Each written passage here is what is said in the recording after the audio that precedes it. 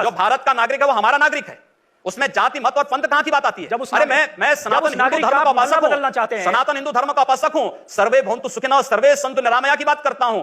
मैं किसी मत और मजहब का विरोधी नहीं, लेकिन जो भारत का विरोधी है मैं उसका विरोधी हूं सर। वो कोई भी हो, मैं उसका विरोधी हूं।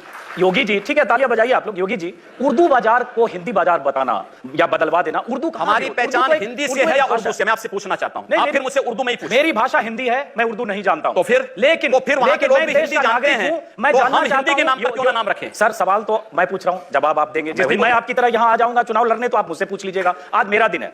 तो मैं ये पूछ रहा हूं कि योगी आदित्यनाथ जब पश्चिमी उत्तर प्रदेश में जिस ढंग से चुनाव प्रचार में जा रहे हैं, या पूर्वी उत्तर प्रदेश में जिस ढंग से आप चुनाव प्रचार करते हैं, और जाहिर है वहां आपकी फैन फॉलोइंग भी काफी है, क्या आपके दायरे में, आपकी राजनीति में मुसलमानों के लिए कोई जगह नहीं है? क्यों नहीं है? क्यों नहीं है? शाहनवाज हुसैन मेरे सबसे अच्छे मित्र हैं। अब डॉक्टर एपीजे अब्दुल कलाम को जब माननीय अटल बिहारी वाजपेयी जी ने राष्ट्रपति के लिए खड़ा किया था, सबसे पहला सांसद था जिन्होंने समर्थन किया था।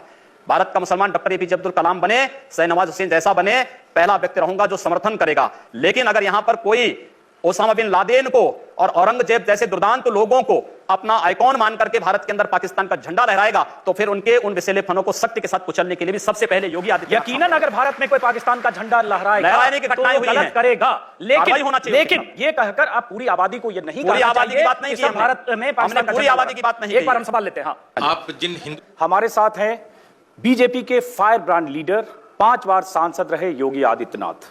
वो योगी जिनके तन पर भगवा चोला है, वो योगी जिनकी जुबान पर खांटी हिंदुत्व के धधकते जुमले हैं, वो योगी जिनका आदेश उनके समर्थकों के लिए कानून होता है, वो योगी जिनकी धमक, जिनकी हनक पूरे पूर्वी उत्तर प्रदेश में होती है, वो योगी जिनकी हर बात पर उनके कार्यकर्ता कुछ भी करने, मरने, मारने को तैयार होते हैं, वो योगी जो चुनाव के महासमर में विजय की पताका लहराने बीजेपी की तरफ से चुनाव प्रचार में कूद रहे हैं, वो योगी जब चुनाव प्रचार में कूदते हैं तो कहा जाता है वो बात हिंदुत्व की करेंगे, वो कैराना की करेंगे, वो हिंदू मुसलमान की करेंगे। वो योगी एक बार हमारे चुनाव मंच पर हैं।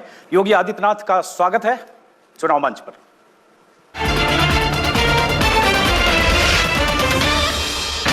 पश्चिमी उत्तर प्रदेश में पहले दौर का चुनाव होना है, इसलिए योगी आदित्यनाथ पहले दौर के चुनाव में पश्चिमी उत्तर प्रदेश के दौरे कर रहे हैं। पश्चिमी उत्तर प्रदेश में ही कैराना है, पश्चिमी उत्तर प्रदेश में ही मुजफ्फरनगर है, पश्चिमी उत्तर प्रदेश में ही बुलंदशहर है, और पश्चिमी उत्तर प्रदेश में मेरठ है, और पश्चिमी उत्तर प्रदेश में ही वो तमाम शहर हैं जहां पहले दंगे हुए हैं, जहां हिंदू मुस्लिम वोटों का पोलराइजेशन हुआ है, और पश्चिमी उत्तर प्रदेश में ही वो इलाके हैं जहां से इस बार तय होगा कि बीजेपी को वहां से कितनी सीटें मिलेगी। इसलिए हम बात शुरू करेंगे योगी आदित्यनाथ से, तमाम मुद्दों पर बात करेंगे, लेकिन सबसे पहले सुनना चाहेंगे योगी जी, चूंकि आप चुनाव प्रचार शुरू कर चुके हैं, बीजेपी के स्टार प्रचारक हैं, हालांकि उसमें दुखती रग आपकी क्या है उस पर हम आगे बात करेंगे। क्या लगता है आपको कि उत्तर प्रदेश में बीजेपी का क्या होगा, कितनी सीटें बीजेपी को? भारतीय जनता पार्टी उत्तर प्रदेश में स्पष्ट बहुमत की सरकार बनाएगी, और उत्तर प्रदेश के गुंडा राज को, उत्तर प्रदेश की अराजकता को समाप्त करके उत्तर प्रदेश में सबका विकास और सबकी सुरक्षा की गारंटी भी लेगी। चुनाव में जब भी चुनाव होते हैं उत्तर प्रदेश में, तो आपको पूर्वी उत्तर प्रदेश के एक बड़े चेहरे के तौर पर देखा जाता है, और जाहिर है आप हिंदुत्व के एक आइकन भी माने जाते हैं। इस चुनाव में आपको लगा नहीं कि उत्तर प्रदेश में भी किसी चेहरा को आगे करके चुनाव लड़ना चाहिए था? देखिए, भारतीय जनता पार्टी कोई परिवारवादी, वंशवादी या जातिवादी पार्टी नहीं है। भारतीय जनता पार्टी एक लोकतांत्रिक पार्टी है। हमारे